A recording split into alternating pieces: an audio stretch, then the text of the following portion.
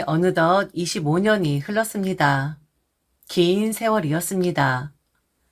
처음에 마냥 행복할 것 같았던 결혼 생활이 이렇게 많은 이야기들을 품게 될 줄은 몰랐습니다. 결혼하면 자연스럽게 아이가 생길 거라고 생각했죠. 저뿐만이 아니라 모두가 그렇게 믿었고 저에게도 그럴 줄 알았습니다. 하지만 현실은 그렇지 않았죠. 처음 몇 년간은 아무런 의심 없이 기다렸습니다. 언제쯤 좋은 소식이 들릴까? 언젠간 우리에게도 아기가 찾아오겠지. 남들도 다들 그렇게 하니까요. 그런데 몇 년이 지나도 아무런 변화가 없었습니다. 병원을 찾아가고 검사를 받아보고 조심스레 기대해 보기도 했습니다. 하지만 돌아오는 건 차가운 현실뿐이었습니다. 지금은 난임 시술이 잘 이루어지고 많은 지원이 있지만 제가 아이를 갖고 싶어 했던 그 시절에는 그런 것들이 녹록지 않았습니다. 경제적인 부담도 컸고 사람들의 시선도 따가웠습니다. 마치 결혼했으면 당연히 아이를 가져야 하는데 왜 못 가지는 거냐는 눈빛과 말들이 저를 힘들게 했습니다. 결국 저는 포기했습니다. 아니, 포기할 수밖에 없었죠. 엄마가 되는 것이 제 인생의 가장 큰 목표는 아니었지만 그래도 아이를 품어보고 싶다는 꿈은 저에게도 있었습니다. 그 꿈을 이루지 못한 것은 아쉬웠지만 그렇다고 삶을 포기할 순 없었죠. 저는 남편과 둘이서 열심히 살아왔습니다. 서로 의지하면서 부족한 부분을 채워주면서 그렇게 살아왔다고 생각하고 싶습니다. 사실은 그냥 제가 인내를 해온 것이지만서도요. 제 결혼 생활에서 절대 빼놓을 수 없는 존재가 있습니다. 바로 시누이입니다. 아니, 솔직히 말해서 저는 그녀를 시누이라고 부르고 싶지도 않습니다. 보통 결혼하면 시어머니에게 시집살이를 받는다고들 합니다. 물론 시대가 바뀌었고 요즘은 그런 일이 덜하지만 그래도 시어머니에게 받는 시집살이라면 억울함이 덜할 것 같았습니다. 왜냐하면 그분은 어쨌든 남편을 낳아주신 분이고 시어머니와 며느리라는 관계가 그 문화 속에서 형성된 것이니까요. 그런데 우리 시어머니는 조용한 분이셨습니다. 말도 많지 않으시고 크게 저를 힘들게 하시지도 않으셨죠. 오히려 저에게 시집살이를 시킨 사람은 따로 있었습니다. 바로 제 시누이였죠. 도대체 왜 시누이가 저에게 그렇게까지 시집살이를 시켰을까요? 저는 결혼 후 정말 말도 안 되는 일을 겪어야 했습니다. 그리고 오늘 저는 그 지긋지긋한 시누이에 대한 이야기를 하려고 합니다. 혹시 지금 제 이야기를 듣고 있는 분이 있다면, 특히 이런 시누이들이 있다면 조금이라도 경각심을 가졌으면 합니다. 며느리도 한 집안의 소중한 구성원이며 남의 인생을 함부로 휘두를 권리는 누구에게도 없다는 걸 알았으면 좋겠습니다. 이제 본격적으로 이야기를 시작해볼까요? 결혼 후 시누이는 마치 시어머니라도 된 듯이 저에게 시집살이를 시키는 사람이었습니다. 시어머니는 조용한 분이셨지만 시누이는 정반대였습니다. 남편과 아주 가까운 사이였던 시누이는 처음부터 저를 달가워하지 않았던 것 같습니다. 아니, 어쩌면 처음부터 저를 미워했던 것일지도 모르겠습니다. 그녀는 늘 저를 남편보다 한참 부족한 사람으로 여겼습니다. 아니, 단순히 남편보다가 아니라 시댁이라는 집안의 일원이 되기엔 부족한 사람이라고 생각했던 것 같습니다. 시누이는 석사까지 마친 사람이었고 학벌에 대한 자부심이 남다른 사람이었습니다. 그런 그녀에게 저는 눈의 가시 같은 존재였겠죠. 저는 고등학교를 졸업하고 바로 병원에 수납 직원으로 취직한 사람이었으니까요. 학벌을 중시하는 그녀에게 저는 수준이 한참 낮은 형편없는 사람이었던 겁니다. 그녀는 종종 대놓고 저를 무시하곤 했습니다. 나도 이렇게 공부를 했는데 올케 뭐 한 거야? 이런 말은 기본이었고 그보다 더 모욕적인 말들도 서슴없이 내뱉었습니다. 그런데 따지고 보면 올케한테 애가 들어서지 않은 게 다행이긴 하네. 형님, 그게 무슨 말씀이세요? 애들 학교 들어가면 부모들 학력 쓰는 거 알지? 그런데 올케는 고졸이잖아. 애가 얼마나 창피하겠어. 형님, 아무리 그래도 어떻게 그렇게 말씀을 하세요? 어머, 올케. 내가 뭐 틀린 말 했어? 그렇잖아. 사실을 왜곡한 것도 아닌데 왜 그래? 뜨끔해서 그러는 거야? 괜히 발작하지 마. 올케한테 도움될 거 하나도 없으니까. 그 말을 들었을 때 정말 숨이 막혔습니다. 이게 진짜 사람이 할 수 있는 말일까? 만약 제가 아이를 가졌다면 그 아이가 커서 우리 엄마가 고졸이라 부끄럽다고 생각할 거라고 진심으로 믿는 걸까? 그녀에게는 딸이 하나 있었습니다. 남편도 그 아이를 예뻐했고 저도 참 좋아했습니다. 애가 너무 예뻤거든요. 그런데 사람이 밉다 보니 그 아이조차 점점 미워지는 기분이 들었습니다. 신우이가 워낙 미운 짓을 하다 보니 저도 인간인지라 그 감정에서 자유롭지 못하더군요. 그러던 어느 날 신우이 딸이 심하게 보채고 있었습니다. 저는 조심스럽게 말했습니다. 미정아, 그렇게 하면 안 되는 거야. 울지 말고 천천히 말을 좀 해줄래? 정말 별 뜻 없이 한 말이었습니다. 그런데 그 순간 신우의 얼굴이 확 달라졌습니다. 마치 천하의 불경한 짓이라도 본 것처럼요. 고졸 출신 주제에 내 딸한테 훈계를 해? 내가 석사까지 했어도 내 딸한테 뭐라고 한 적이 없는데? 주제넘게 왜 그래? 그 순간 주변이 조용해졌습니다. 시댁의 친척들이 모두 있는 자리였기에 더 난감했죠. 그런데 신우이는 그게 대수롭지 않다는 듯이 저를 쏘아보며 한마디 더 덧붙였습니다. 자기 수준을 좀 알고 행동해야지. 내 딸한테 앞으로 훈계하지 마. 알았어? 저는 그 자리에서 숨이 턱 막혀 아무 말도 할 수 없었습니다. 신우의 시선, 친척들의 애매한 반응, 그리고 저를 무시한 듯한 남편의 태도까지. 그 순간의 모욕감은 말로 다 표현할 수 없을 정도였습니다. 그녀는 언제나 저를 깎아내리며 무시했고 저를 한 사람으로 대하지 않았습니다. 그렇다면 남편은 무엇을 했을까요? 요즘 남성들은 아마 그렇지 않을 겁니다. 저렇게 신우이가 저를 잡아대고 무시하는데 가만히 입을 다물고 있는 남자들이 있을까요? 전혀 없을 겁니다. 오히려 아내의 편을 들어주고 그런 무례한 말을 하는 가족을 말리는 게 보통이지 않겠습니까? 하지만 제 남편은 그저 가만히 있는 것이 아니라 반드시 그 입을 열었습니다. 그리고 그 입을 열 때마다 저를 한없이 무너뜨렸습니다. 누나가 사실 얘기한 거잖아.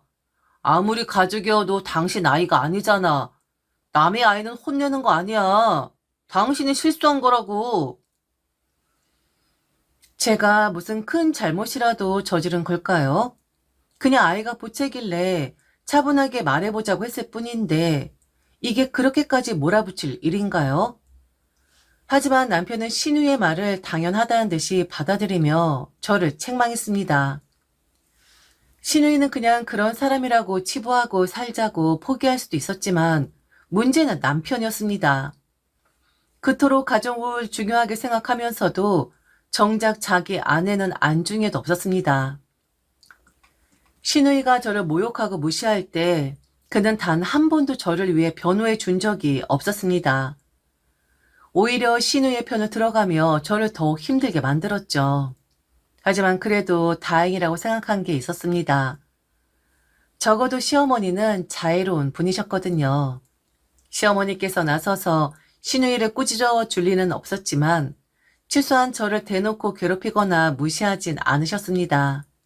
저는 그 점을 위안 삼으며 살았죠. 그런데 말입니다. 이 신우이라는 사람은 저에게 남의 아이라고 하면서 꼭 필요할 때만 저를 찾았습니다.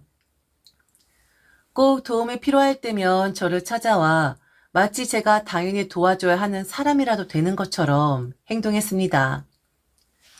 제가 병원에서 근무한다는 이유로 저는 시누이 딸의 병원 수발까지 들어야만 했습니다. 아이가 아플 때마다 저에게 연락해 인맥을 동원하라고 요구했고, 병원 진료를 받을 때마다 어떤 의사가 좋은지, 빠르게 진료를 받을 방법은 없는지 등을 끊임없이 물어왔습니다. 시누이 딸은 어릴 때 아토피가 심했습니다. 저는 제가 다니는 병원으로 데려가 치료를 받을 수 있도록 도와줬죠. 하지만 피부병이라는 게 단번에 해결될 문제가 아니지 않겠습니까? 꾸준히 치료받아야 하고 생활 습관도 교정해야 하는데 시누이는 결과가 단번에 나타나지 않자 저를 들들 볶기 시작했습니다. 의사가 이상한 거 아닌가? 병원 잘못 소개한 거 아니야? 애가 왜 나아지질 않는 거야? 혹시 옳게 일부러 이상한 곳으로 보낸 거 아니야? 처음엔 농담처럼 들렸지만 시간이 갈수록 점점 노골적으로 제 탓을 하기 시작했습니다. 마치 제가 병원을 잘못 소개해 준 탓에 자기의 딸이 고생하고 있다는 듯이 몰아갔죠. 시누이는 자기 뜻대로 해결되지 않으면 누구에게든 화를 냈습니다. 가장 황당했던 건 새벽에도 전화를 해서 저를 괴롭혔다는 겁니다. 한밤중 휴대폰이 울렸습니다. 시계를 보니 새벽 2시. 깜짝 놀라 받았더니 전화기 너머에서 다급한 목소리가 들려왔습니다. 야, 애가 지금 계속 긁고 있는데 이거 어떻게 할 거야? 이건 또 무슨 말인가요? 제가 의사도 아니고 새벽에 전화해서 해결될 문제인가요? 전 어이가 없었지만 최대한 차분하게 말했습니다. 미정이가 긁고 있다면 우선 보습제를 발라주시고. 뭐라고? 보습제로 안 되니까 전화를 한 거잖아. 애한테 왜 이렇게 관심이 없어?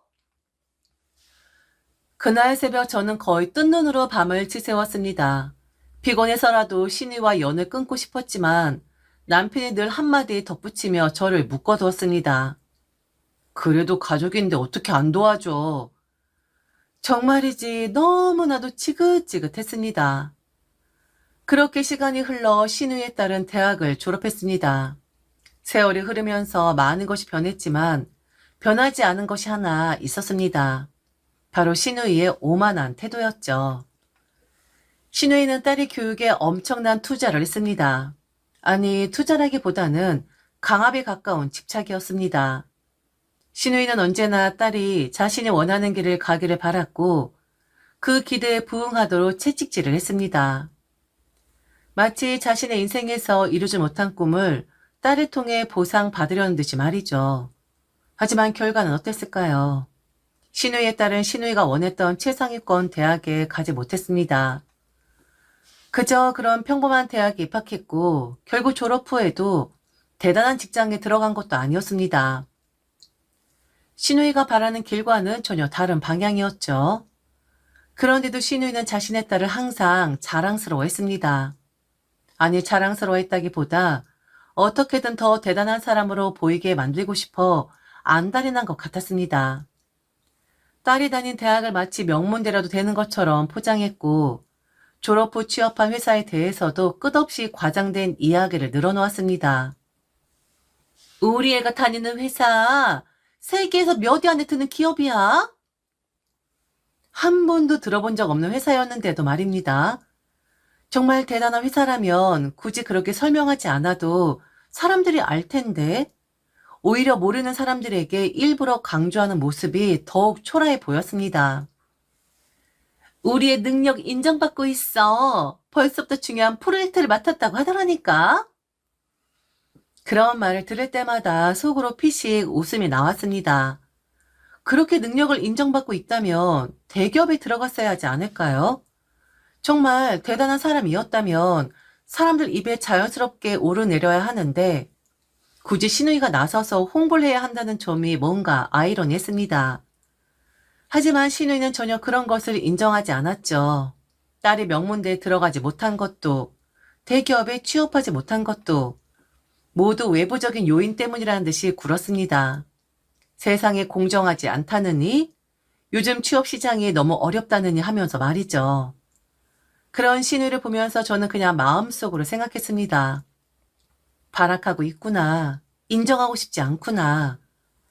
자신의 기대에 미치지 못하는 결과를 받아들이지 못하고 억지로라도 자랑할 거리를 만들어내려는 그 모습이 참 안쓰럽기도 했습니다. 신우는 언제나 남들을 깎아내려야 자신이 돋보이는 사람이고 사실을 과장해서라도 자기 만족을 해야 하는 사람이었으니까요. 그렇게 또 신우의 끝없는 허세가 시작되고 있었습니다. 그러던 어느 날 남편이 다가와 조심스럽게 말을 꺼냈습니다. 여보, 미정이가 결혼한대. 저는 잠시 남편의 얼굴을 바라보았습니다. 신우이의 딸, 미정이가 결혼한다고? 그 말을 듣자마자 가장 먼저 떠오른 것은 신우이의 반응이었습니다. 신우이가 그렇게 공을 들여 키운 딸인데 그녀가 과연 마음에 들어할 만한 상대를 만났을까? 같은 회사 동료래. 누나 엄청 충격받았어. 아니, 왜? 혹시 형님이 마음에 들어하지 않는 사람이야? 그래, 배경도 학력도 모든 게 누나 기준엔 안 맞는 사람이래. 아, 정말 미치겠다. 누나가 또 어떻게 난리를 칠지? 딸에게 엄청 투자를 했던 신우이, 그 모든 것은 결국 딸이 본인이 원하는 수준의 남자를 만나 결혼하기를 바라는 마음에서 비롯된 것이었을 겁니다. 하지만 현실은 그렇지 않았죠. 그런데 저는 더 황당한 말을 듣게 되었습니다. 남편이 갑자기 말을 돌리며 어이없는 제안을 한 것이었습니다. 아무래도 미정이 결혼할 때 우리가 지원을 좀 해줘야 할 것 같아. 뭐? 지원을 해줘야 한다고? 어. 아니, 형님이 마음에 들어하지 않는 사위라며. 그런데 무슨 지원 얘기를 하고 있는 거야? 형님이 마음에 안 드는 사람이라면서. 아, 그게 말이지. 미정이가 임신을 했대. 그 순간 모든 것이 이해되었습니다. 신우이가 충격을 받은 이유도, 남편이 갑자기 결혼 지원을 운운하는 이유도. 그래서 결혼 서둘러야 하는 거야. 그런데 마음에 들지도 않는 놈이랑 결혼해야 하는데 결혼 비용까지 다 부담해야 하니까 누나가 스트레스를 엄청 받겠지. 그래서 우리가 나서야 한다고? 우리가 왜? 그야 누나가 힘들어하니까. 누나 성격 알잖아. 당신이 제일 잘하면서 왜 그래? 아니, 아무리 그래도 우리가 왜 지원을 해야 하는데 당신 돈 있어? 여윳돈 있냐고. 남편은 점점 말꼬리 흐리며 멀뚱히 저를 바라보았습니다. 그러다가 무슨 생각이 떠올랐는지 갑자기 저를 향해 의미심장한 미소를 지으며 말을 꺼냈습니다. 당신 돈 있잖아. 돈? 당신 현금 있잖아. 현금? 무슨 현금? 금 말이야, 금. 금은 현금이나 다름없잖아. 안 그래? 뭐라고? 아니, 당신, 웃기는 소리 하지 마. 왜 그래, 정말? 남편의 말을 듣고 단칼에 거절했습니다. 도대체 무슨 생각으로 이런 말을 하는 건지 기가 막힐 뿐이었습니다. 남편이 말하는 그 금은 단순한 재산이 아니었습니다. 그 금은 제가 오랜 세월 회사에서 성실하게 일한 대가로 받은 보상이었습니다. 제가 다니는 병원에서는 직원들의 근속을 인정하고 보상해주는 특별한 제도가 있었습니다. 10년을 근무하면 순금 10돈짜리 메달을 증정하고 이후에는 5년마다 한 번씩 같은 메달을 추가로 지급하는 전통이 있었습니다. 오랜 시간 병원과 함께한 직원들에게 주는 일종의 감사의 표시이자 병원에 대한 자부심을 느낄 수 있는 상징이었죠. 당시 제게는 3개의 메달이 남아 있었습니다. 그런데 남편은 그 소중한 금을 팔아서 시누이 딸의 결혼 자금을 대라고 요구하는 것이었습니다. 당시 금값은 말 그대로 역대 최고치를 기록하고 있었습니다. 모든 뉴스에서도 금값이 계속해서 오르고 있으며 금이야말로 가장 안정적인 재산이라는 이야기가 나올 때였죠. 그런데 남편은 그 귀한 금을 처분해서 시누이의 딸의 결혼 자금을 대라는 황당한 요구를 했던 겁니다. 저는 도저히 이해할 수 없었죠. 아, 당신도 판 적 있잖아. 그러니까 이번에 그냥 한꺼번에 다 처리하자고. 어? 그걸로 미정이. 당신 지금 제정신이야? 그 금이 어떤 의미인지 몰라? 내가 피땀 흘려 일한 보상인데 그걸 팔아서 남의 결혼 비용을 대라고? 아니, 왜 남이야, 미정이가? 그리고 지금 팔면 제일 좋은 가격 받을 수 있잖아. 그리고 누나도 힘들어하니까. 그럴 수 없어. 절대 안 돼. 이런 말도 안 되는 제안을 받아들일 이유가 없었습니다. 전 다시 한번 확실하게 선을 그었죠. 그 금 더 이상 손대지 않을 거야. 그러니까 다시는 그런 말 하지 마. 남편은 더 이상 말을 잇지 못하고 멋쩍은 표정을 지었습니다.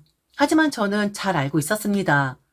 남편이 이렇게 쉽게 포기할 사람이 아니라는 것을. 그리고 제 예상은 정확히 맞아떨어졌습니다. 남편은 당연히 신우에게 이 이야기를 전해버렸죠. 제가 거절했다고. 절대 금을 내놓지 않겠다고 말이죠. 그렇게 시간이 지나 주말이 되었습니다. 저는 우리 집에서 신우이를 마주하게 되었죠.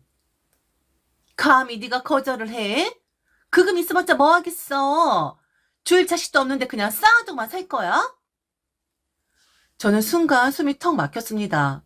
아니, 이게 지금 제 물건을 두고 하는 말이 맞는 걸까요?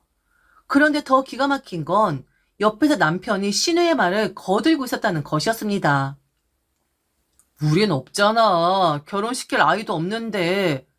당신한테는 특별한 거겠지만 의미 있게 미정이한테 쓰는 게 좋지 않을까? 지금 값 좋을 때 값지게 쓰자고. 어?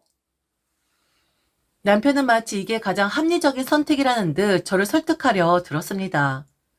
평생을 그렇게 자기 누나만 바라보며 뒷꽁무니를 쫓아다니더니 결국 이 순간까지도 저를 남처럼 대했습니다.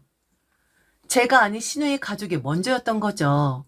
그러면서 대뜸 가족이니까 당연한 거다라는 말을 내뱉었습니다. 내 재산은 다 가족의 것이라나? 신우이는 남편의 말을 받아 바로 공격을 시작했습니다. 옳게. 나 요즘 미정이 때문에 정신이 하나도 없어. 결혼도 마음에 들지 않는 놈이랑 해야 하지. 그 집안도 영 별로지. 나 진짜 스트레스 받아 죽겠어. 그런데 거기다 결혼 비용까지 내가 다 부담해야 한다고? 나 병원에 실려가야 할지도 몰라. 이럴 때 올케가 나서야 하는 거 아니야? 애 출가시켜야 하는데 내 마음이 어떻겠어? 아, 진짜 죽을 맛이다. 그래도 올케, 우리 가족이잖아. 이런 큰일 있을 때 도와주는 게 가족이지. 안 그래? 그러니까 그 금 팔아서 지원해. 그럼 나도 이제 진짜로 올케를 가족으로 받아들일게. 순간 머릿속이 띵해졌습니다.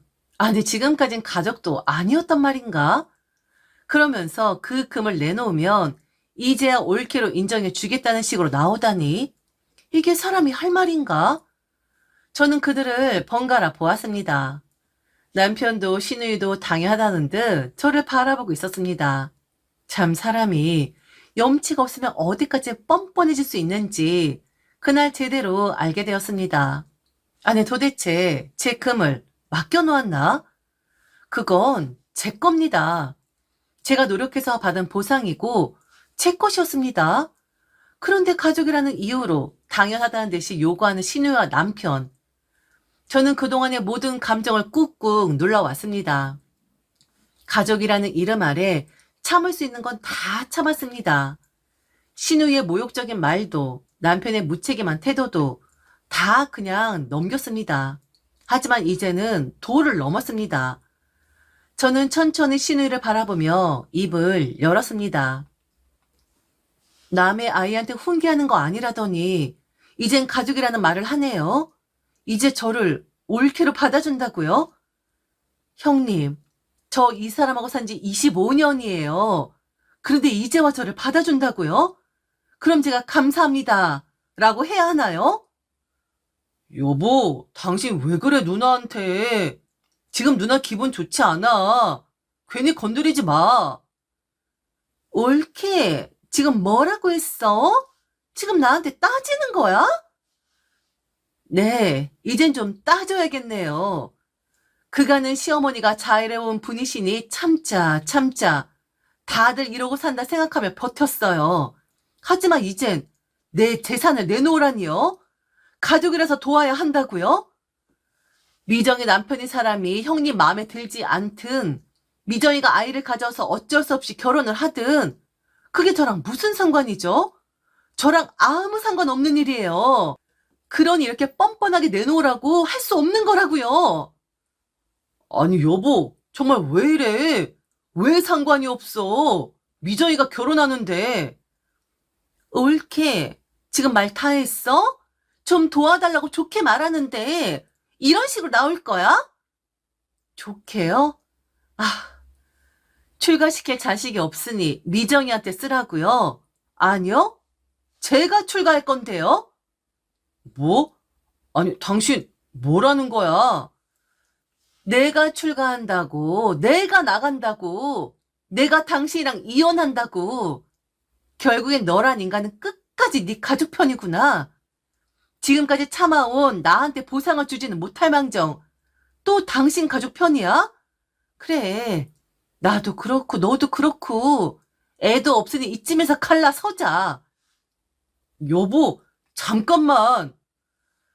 나도 나이 들어가니까 피곤한 삶이 싫어지네. 그동안은 젊어서 참았지만 나 이제 더 이상 못 참겠어. 내가 출가할게. 미정이 출가하기 전에. 알았어? 뭐? 출가한다고? 여보, 그건 너무 심한 거 아니야? 그럼 넌 심한 거 아니니? 어떻게 이래? 그리고 당신 딸 결혼하는데 왜 나한테 지원을 받아? 진짜 가지가지하네? 그간 나한테 한 짓거리는 생각도 안 나나 봐? 그러니까 내가 출가한다고. 더럽고 치사해서 더 이상 이 꼴 보지 않겠다고. 이런 삶 더 이상 살고 싶지 않았습니다. 제가 부족한 것도 없었습니다. 혼자 먹고 사는데 전혀 문제가 없었고 직장에서 꾸준히 돈을 벌고 있었으며 퇴직하면 두둑하게 받을 돈도 있었습니다. 그런데 이렇게 정신적으로 피곤하게 살아야 할 이유가 있을까요? 오히려 혼자 사는 게 더 나을 것 같았습니다. 누구의 눈치를 보지 않아도 되고 누구의 가족을 챙겨야 한다는 압박도 없이 온전히 나 자신을 위한 삶을 살고 싶었습니다. 결국 저는 이혼을 했습니다. 그저 말로만 이혼하겠다고 한 것이 아니었습니다. 소송을 걸었고 재산 분할도 제대로 했습니다. 그리고 지금 저는 혼자 살고 있습니다. 가끔 문득 이런 생각이 들기도 합니다. 아이가 있었다면 이혼하지 않았을까? 하지만 곰곰이 생각해보면 남편과 시누이가 저런 식으로 계속 나왔다면 아이가 있어도 이혼했을 것 같습니다. 후회하지 않습니다. 오히려 이제야 편안하게 누구의 무리한 요구도 듣지 않으며 살고 있습니다. 마지막으로 세상에 철없는 시누이들에게 한마디 하겠습니다. 제발 정신 좀 차려라. 옳게는 니들이 주무를 수 있는, 마음대로 할 수 있는 존재가 아니다. 따지고 보면 우리는 그냥 남이야. 알겠니?